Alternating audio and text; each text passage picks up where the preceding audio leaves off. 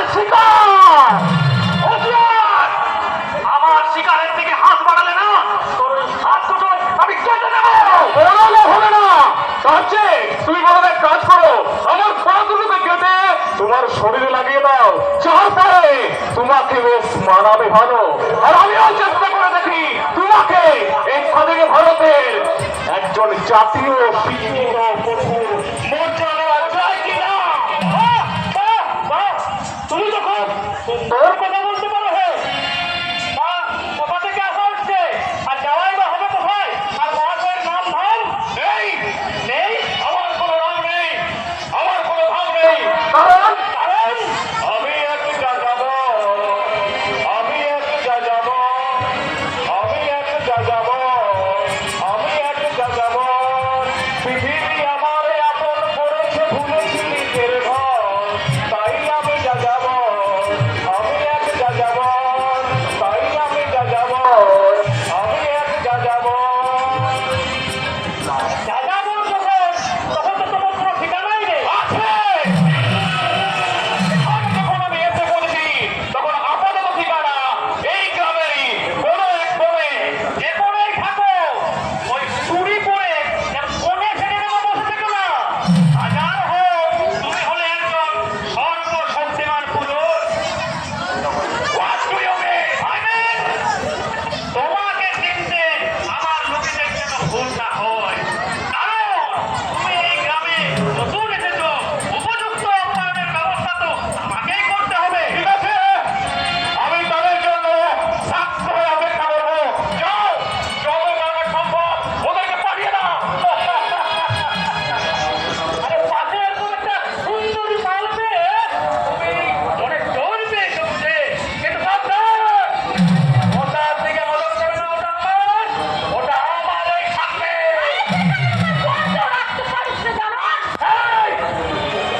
খুব সামনে কথা বলবে, বোন থাকবে বনের জায়গায়, আর তোর থাকবে আমার এই বুকে রক্ষিতা হয়ে। মনে রাখে, এই বিষাক্ত অজগরের লড়াই তুই জড়িয়ে পড়ছিস না, এইখান থেকে এই জানোয়ারটা তোকে কিছুতেই রক্ষা করতে পারবে না।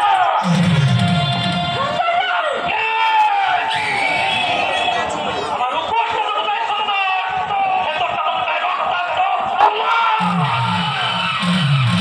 আর তুই আমি সুন্দর না, সুন্দর না।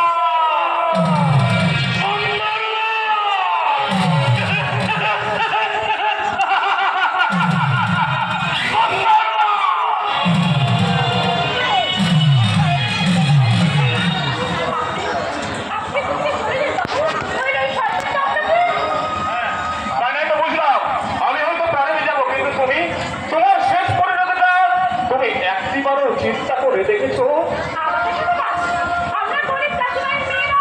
চিরকাল ওদের হাতের খেলার পুতুল হয়ে থাকবে এই একবিংশ শতাব্দীর শিক্ষার আলোক পত্রিকার মাঝে দাঁড়িয়ে একটিবারও কি পারস্পরে চিৎকার করে বলতে পারো না, জগতের যত বড় বড় জয়, বড় বড় অভিযান, মাতা ভগ্নী আর বধূদের ত্যাগে হইয়াছে মহিয়ান।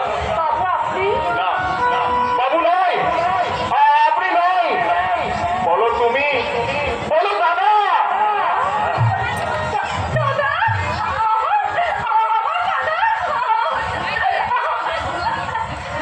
আরে পাগলি, আজকের এই বর্তমান সমাজে বিকৃতি মনস্ক পাতানো দাদা নয়, আমি আমি তোর সত্যিকারের দাদা।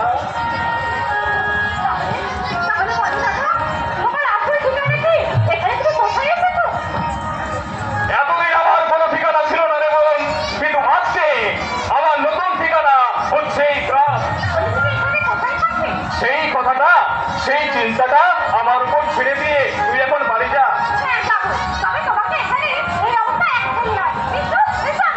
কিন্তু আমার জন্য তোদের যদি কোনো